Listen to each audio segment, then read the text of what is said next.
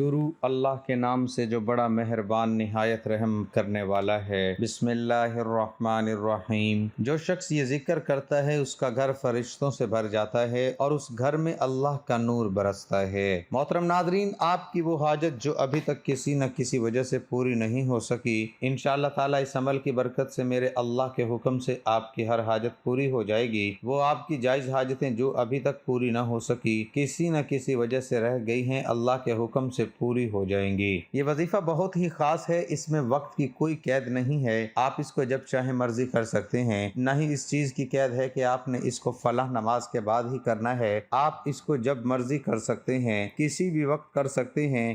کسی پریشانی سے نجات حاصل کرنا بھی آپ کی حاجت ہی کہلاتا ہے۔ اگر یہ وظیفہ آپ نے نہیں پڑھا تو آپ نے کچھ بھی نہیں پڑھا۔ اگر آپ لوگ چاہتے ہو کہ آپ پر دولت بنا موسم کے بارش کی طرح برسے، یہ عمل آپ لوگ کر لینا میرے بھائیوں میری بہنوں، تو آپ کو پورا سال کیا پوری زندگی دولت کی تنگی نہیں رہے گی انشاءاللہ۔ آپ کو ایسا خاص وظیفہ بتاؤں گا کہ آپ کی خالی جھولی اگر وظیفہ پڑھتے ہی پیسوں سے نہ بھر جائے تو میرے بھائیوں میری بہنوں میرا گریبان پکڑ لینا، جو بھی آپ کی حاجت ہوگی، جو مراد ہوگی، وظیفہ پڑھتے ہی پوری ہوگی۔ سب سے افضل ذکر لا الہ الا اللہ ہے اور افضل دعا الحمدللہ ہے۔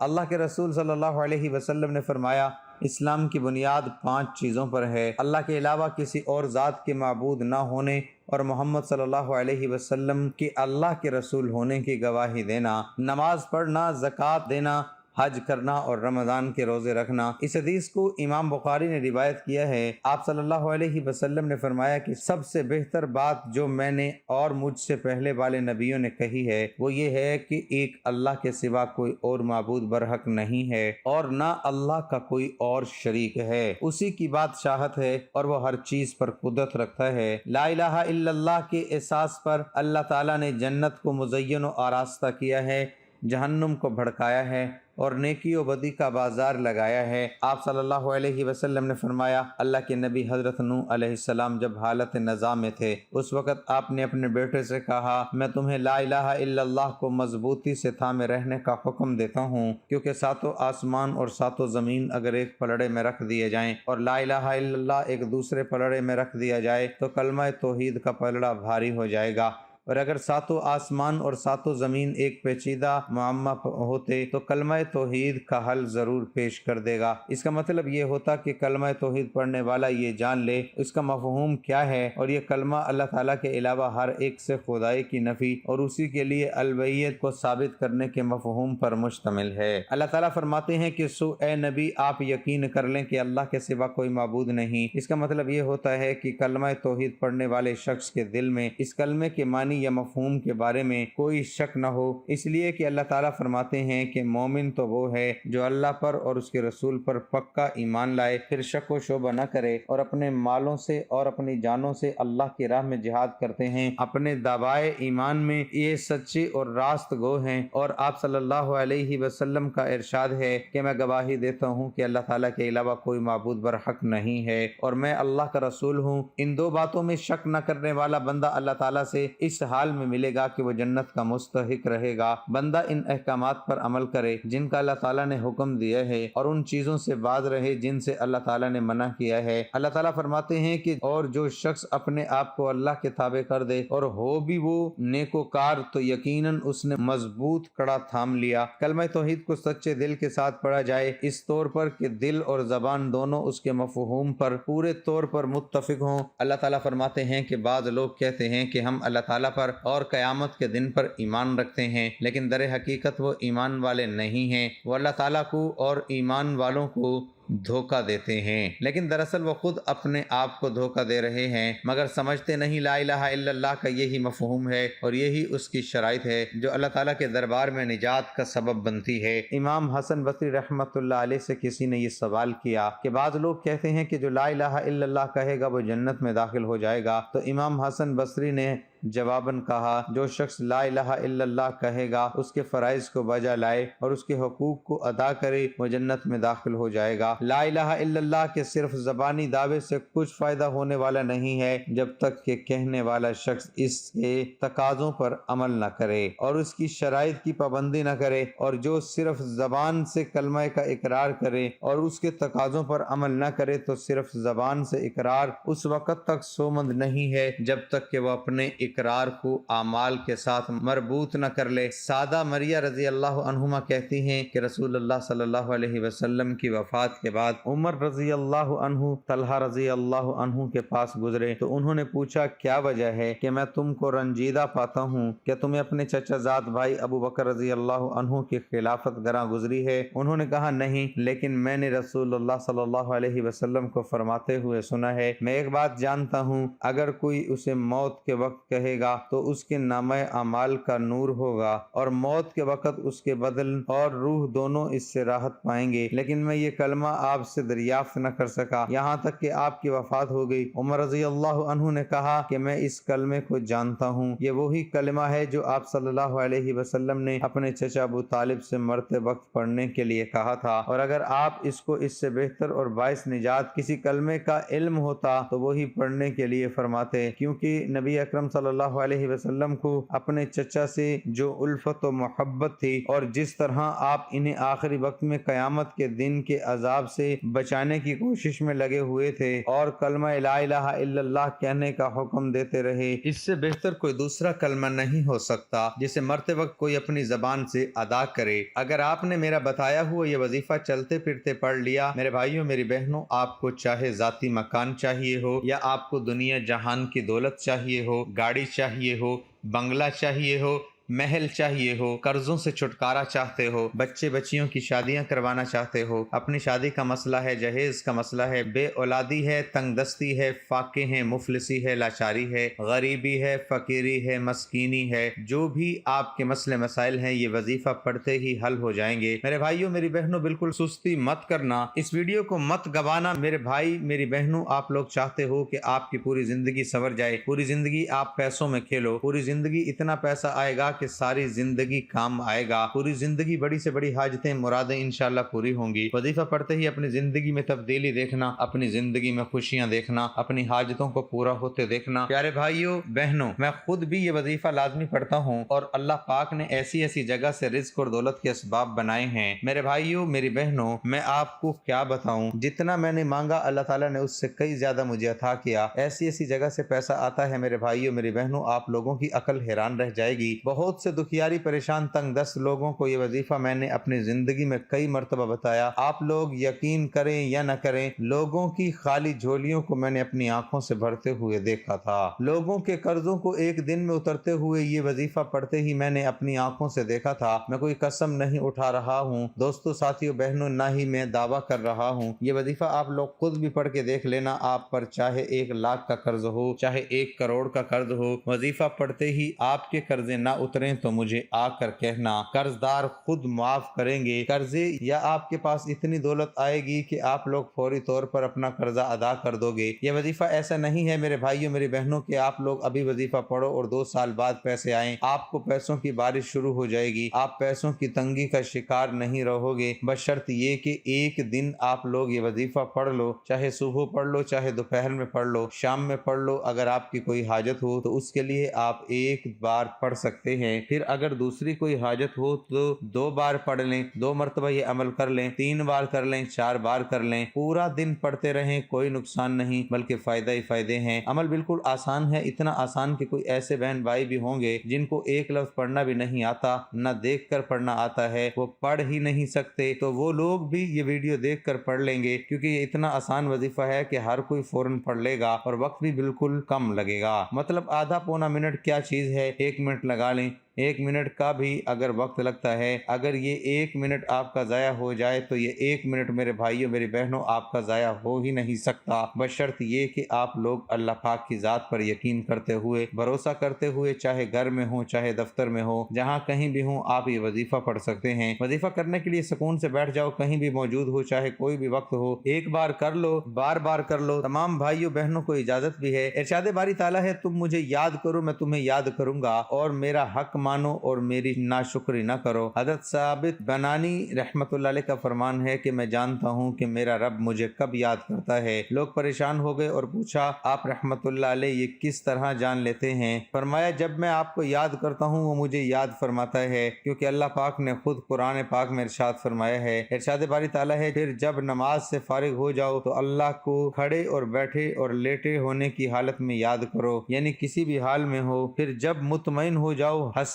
دستور نماز قائم کرو۔ ابن عباس رضی اللہ تعالیٰ عنہ کا ارشاد ہے اس سے مراد یہ ہے کہ دن رات، خشکی تری، سفر و حضر، فقر و قناعت، صحت و مرض اور ظاہر و باطن، ہر حال میں اللہ پاک کا ذکر کرتے رہو۔ ارشاد باری تعالیٰ ہے اے ایمان والو اللہ کو بہت یاد کرو اور صبح و شام اس کی پاکی بولو۔ اے ایمان والو تمہارے مال نہ تمہاری اولاد کوئی چیز تمہیں اللہ کے ذکر سے غافل نہ کرے، اور جو ایسا کرے گا تو وہی لوگ نقصان میں ہیں۔ حضرت ابو موسیٰ رضی اللہ تعالیٰ عنہ سے روایت ہے کہ حضور نبی اکرم صلی اللہ علیہ وسلم نے فرمایا اپنے رب کا ذکر کرنے والے اور نہ کرنے والے کی مثال زندہ اور مردہ دلوں کی سی ہے۔ زندگی ہر شخص کو محبوب ہے اور مرنے سے ہر شخص ہی گھبراتا ہے۔ بعض علماء نے فرمایا کہ جو شخص اللہ پاک کا ذکر کرتا ہے اس کا دل زندہ رہتا ہے، اور جو ذکر نہیں کرتا اس کا دل مر جاتا ہے۔ حضرت ابو ہریرہ رضی اللہ تعالیٰ عنہ، حضرت ابو سعید خدری رضی اللہ تعالیٰ عنہ دونوں نے گواہی دی کہ حضور صلی اللہ علیہ وسلم نے فرمایا جب بھی لوگ اللہ تعالیٰ کے ذکر کے لیے بیٹھتے ہیں فرشتے انہیں ڈھانپ لیتے ہیں اور رحمت الہی انہیں اپنی آغوش میں لے لیتی ہے اور ان پر سکینہ کا نزول ہوتا ہے۔ اللہ تعالیٰ ان کا ذکر اپنی بارگاہ کی حاضری میں کرتا ہے۔ اللہ پاک ہمیں اپنا ذکر کثرت سے کرنے کی توفیق عطا فرمائے، وطن عزیز پاکستان کو امن و سلامتی کا گہوارہ بنائے، بروز قیامت آقا صلی اللہ علیہ وسلم کی شفاعت اور اپنی جنت کا حقدار بنائے، اور مسلمانوں کو آپس میں اتفاق و اتحاد نصیب فرمائے، آمین۔ محترم ناظرین سب سے پہلے سکون اور اطمینان سے بیٹھ جائیں، جلد بازی میں بھاگم بھاگ میں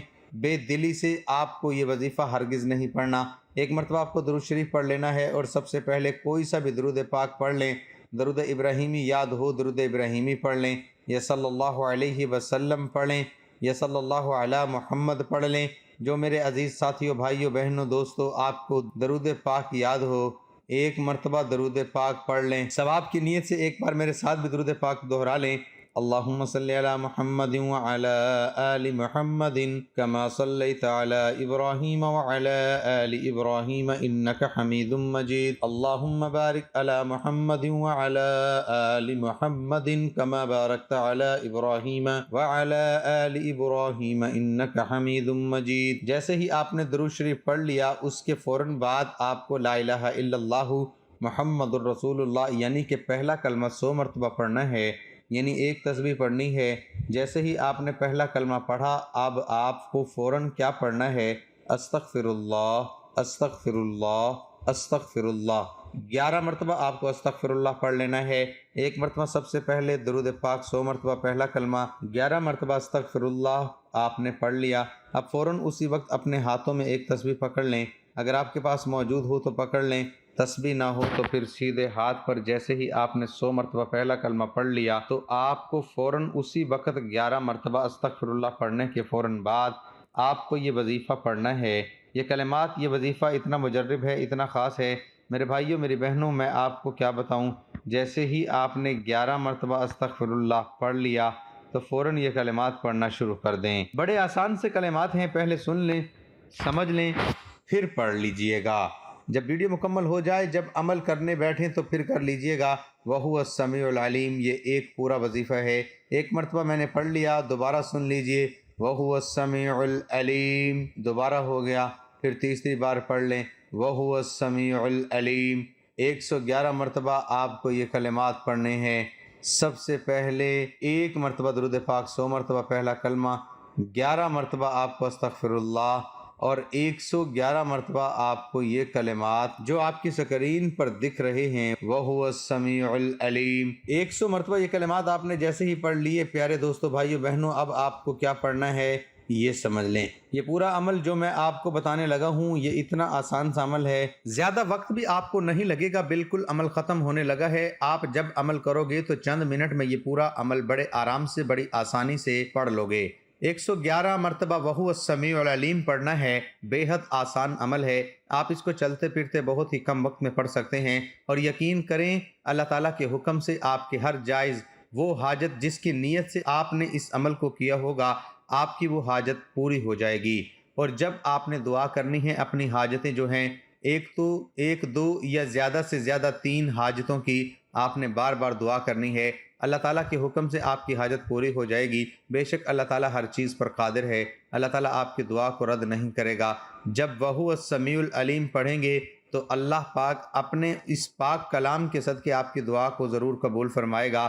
اور یہ یاد رکھیں کہ 5 ٹائم نماز کی پابندی کرنی ہے، اور میرے پیارے بہن بھائیوں یہ بالکل فی سبیل اللہ آپ کو عمل بتائے جاتے ہیں، آپ خدا کے لیے ان سے فائدہ حاصل کیا کریں، تاکہ جتنے لوگوں تک مزید یہ پیغام پہنچے گا اتنے ہی زیادہ لوگ اس سے فائدہ حاصل کریں گے، کیونکہ ہمارے معاشرے میں ہر انسان کسی نہ کسی حاجت پورا کرنے کا طلبگار رہتا ہے، کسی نہ کسی پریشانی میں مبتلا رہتا ہے۔ یہ اللہ کا قانون ہے، ہر انسان خوشحال نہیں ہے۔ میرے بتلانے میں سمجھانے میں ناظرین وقت لگ رہا ہے، کیونکہ میں آپ کو ایک ایک بات تفصیلی بتانا چاہتا ہوں، سمجھانا چاہتا ہوں، کیونکہ یہ عمل اگر میرے بھائیوں میری بہنوں مجھ سے بھی کوئی غلطی ہو گئی آپ کو سمجھانے میں اور آپ لوگ صحیح طرح کر نہ پائے تو پھر آپ کو کوئی فائدہ نہ ہوگا، تو اس لیے میں پوری توجہ سے پورے دھیان سے آپ کو سمجھانے لگا ہوں تاکہ آپ لوگ صحیح طرح سے یہ عمل کرو۔ میں خود جس طریقے سے کرتا ہوں اور اس وظیفے کو میں نے کئی لوگوں کو جس طریقے سے پڑھنے کے لیے بتایا ہے اسی طریقے سے میں آپ کو بتاؤں گا تاکہ آپ کو فوری طور پر فائدہ ہو۔ جب آپ نے وَهُوَ السَّمِيعُ الْعَلِيمُ ان کلمات کو جیسے ہی پڑھ لیا تو فوراً آپ کو آخر میں کیا پڑھنا ہے یہ اچھی طرح سمجھیے گا، سمجھ کر جائیے گا، اور پھر سمجھ کر اینڈ تک ویڈیو دیکھیے گا۔ پورا عمل اپنے ذہن میں بٹھا لیجئے گا، آخر میں ایک مرتبہ درود پاک پڑھ لیں، جو آپ نے شروع میں پڑھا تھا وہی آخر میں پڑھیں۔ اس کے ساتھ ناظرین آپ نے استغفار کا ذکر کرتے رہنا ہے اور اپنے گناہوں کو بخشواتے رہنا ہے۔ جو گناہوں کی دلدل میں پھنس جاتے ہیں ان کے لیے گناہوں سے نکلنا بہت مشکل ہو جاتا ہے، کیونکہ ایک گناہ دوسرے گناہ کا راستہ کھولتا ہے۔ گناہ گار کے لیے نیکی پر عمل کرنا مشکل اور گناہوں کا راستہ آسان ہو جاتا ہے۔ گناہ عمر تباہ کر دیتے اور عمر کی برکتیں چھن جاتی ہیں۔ انسان کی عمر سانس لینے کا نام نہیں بلکہ دل زندہ سے ہی زندگی ہوتی ہے۔ دل مردہ کو اللہ نے بھی مردہ کہا ہے، سورۃ النحل، مردہ ہیں نہ کہ زندہ۔ نیکی کرنے والے کے لیے طاعت و عبادات کا پورا لشکر موجود رہتا ہے، وہ اسے کبھی کر دیتا ہے، جبکہ گناہ کرنے والے کے لیے معصیت اور گناہوں کا لشکر۔ نیکی کرنے والے کے لشکر کے پیچھے اللہ کے فرشتوں کے ذریعے مدد ہوتی ہے، جبکہ گناہ کرنے والے کے پیچھے شیطان اور اس کا ٹولہ ہوتا ہے۔ گناہ گار کو توبہ کی توفیق کم ہوتی ہے، جس طرح مقروض شخص قرض دینے والے شخص سے دور بھاگتا ہے جب اس کے پاس ادائیگی کا انتظام نہ ہو، اسی طرح اللہ کا نافرمان اللہ کا سامنا کرنے سے گھبراتا ہے۔ انسان کا دل کمزور ہو جاتا ہے، وہ توبہ کا ارادہ کرتا ہے، توبہ کرتا بھی ہے، لیکن اس پر قائم نہیں رہ سکتا۔ توبہ کی زبانی تکرار کے باوجود گناہوں پر اس کا اصرار جاری رکھتا، اور یہی اصرار آخر کار گناہ کبیرہ کو بھی گناہ کبیرہ بنا دیتا ہے۔ گناہ کی نفرت ختم ہو جاتی ہے اور وہ لوگوں کی موجودگی میں بے باک و برملا ارتکاب معصیت کرتا ہے، بلکہ اپنے گناہوں کو فخر و غرور کے ساتھ بیان کرتا ہے۔ گناہوں کو اسی طرح کھلم کھلا کرنے والوں کے لیے زبان رسالت سے سنگین وعید ہے۔ حضرت ابو ہریرہ بیان کرتے ہیں کہ نبی صلی اللہ علیہ وسلم نے فرمایا، میری تمام امت کو معاف کر دیا جائے گا سوائے گناہوں کو کھلم کھلا کرنے والوں کے، اور گناہوں کو کھلم کھلا کرنے میں یہ بھی شامل ہے کہ ایک شخص رات کو کوئی گناہ کا کام کرے اور اس کے باوجود جو کہ اللہ نے اس کے گناہ کو چھپا دیا ہے، مگر صبح ہونے پر وہ کہنے لگے کہ اے فلاں، میں نے کل رات فلاں فلاں برا کام کیا تھا، رات گزر گئی تھی اور اس کے رب نے اس کے گناہ چھپائے رکھا، لیکن جب صبح ہوئی وہ خود اللہ کے پردے کھولنے لگا، گناہوں کی نفرت ختم ہو جاتی ہے، بڑے سے بڑا گناہ بھی اس کی نظر میں چھوٹا محسوس ہوتا ہے اور اسے ہلاک کر دیتا ہے۔ سیدنا عبداللہ بن مسعود رضی اللہ تعالیٰ عنہ فرماتے ہیں، مومن اپنے گناہ کے بارے میں اس طرح پریشان ہوتا ہے گویا کہ وہ پہاڑ کے عین نیچے موجود ہے اور اسے اپنے اوپر پہاڑ کے گرنے کا خوف لاحق ہے، جبکہ کافر و فاجر اپنے گناہ کو ایک مکھی کی مانند ہلکا خیال کرتا ہے جو اس کے ناک پر بیٹھی اور یوں اپنے ہاتھ سے اس نے مکھی کو اڑا دیا۔ انسانوں کو نہیں بلکہ جانوروں تک کو برباد کر دیتی ہے۔ قوم نوح پر عذاب آیا تو جانور بھی ختم ہو گئے، بارش رک جاتی ہے، جبکہ استغفار کے ساتھ بارش ہوتی ہے، جبکہ اللہ تعالیٰ نے استغفار کا نتیجہ بارشوں کے نزول و برکت کو قرار دیا ہے۔ میں نے کہا اپنے رب سے معافی مانگو، بے شک وہ بڑا معاف کرنے والا ہے، وہ تم پر آسمان سے خوب بارشیں برسائے گا۔ تمام عزتیں طاعت الہی سے ہوتی ہیں۔ فرمان باری ہے سورۃ فاطر، جو کوئی عزت چاہتا ہو اسے معلوم ہونا چاہیے کہ عزت ساری کی ساری اللہ کی ہے۔ نیکی باعث عزت ہے، جو اللہ کے نزدیک ہوتا ہے وہی عزت والا ہے۔ اس کی سب سے بڑی مثال انبیاء ہیں۔ حضرت ابراہیم کی ایک سنت قربانی پر دنیا کی اکثریت آج بھی عمل کرتی ہے، جبکہ نبی کریم صلی اللہ علیہ وسلم کو غیر مسلم بھی دنیا کے 100 بڑے آدمیوں میں پہلے نمبر پر جگہ دینے پر مجبور ہیں۔ گناہ عقل کو ختم کر دیتے ہیں، کیونکہ عقل اگر موجود ہوتی تو اسے گناہ سے باز کیوں نہ رکھتی۔